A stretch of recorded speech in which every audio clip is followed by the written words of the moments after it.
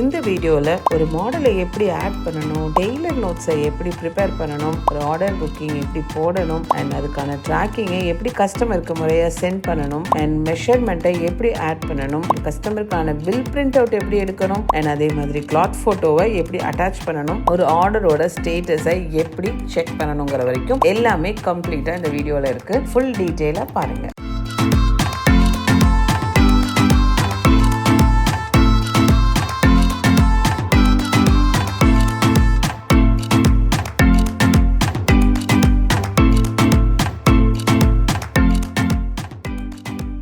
உங்கள் user ID மற்றும் பாஸ்வேர்டை பயன்படுத்தி சாஃப்ட்வேரில் உள்நுழையவும்.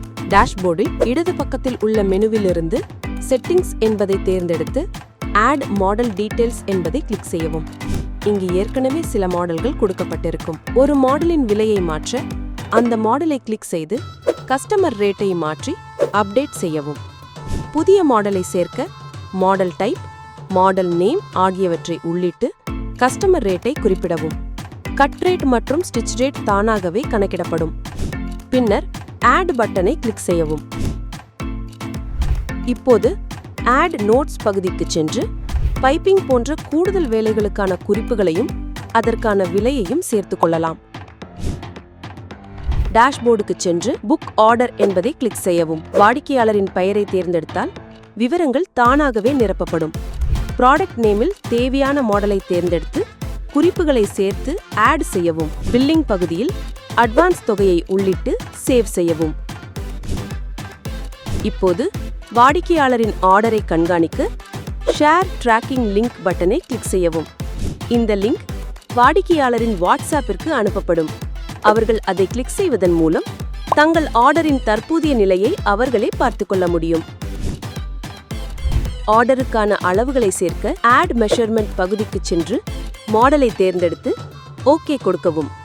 வாடிக்கையாளரின் சரியான அளவுகளை கவனமாக உள்ளிடவும். கால்குலேட் ஆர்ம் ரவுண்ட் என்பதை கிளிக் செய்தால் கை சுற்றளவு கணக்கிடப்படும். மேலும் இந்த அளவுகளுக்கு தேவையான துணியின் அளவும் கீழே காட்டப்படும்.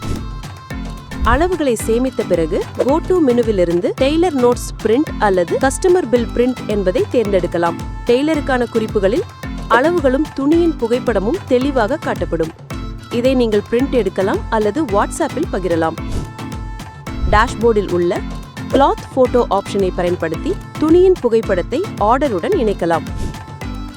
ஆர்டரின் நிலையை அப்டேட் செய்ய டுடேஸ் புக்கிங்ஸ் பகுதிக்கு செல்லவும். அங்கு டு கட்டிங், டு ஸ்டிச்சிங் போன்ற பட்டன்களை பயன்படுத்தி ஒவ்வொரு நிலையையும் அப்டேட் செய்யலாம். இது வாடிக்கையாளரின் ட்ராக்கிங் பக்கத்திலும் அப்டேட் ஆகிவிடும்.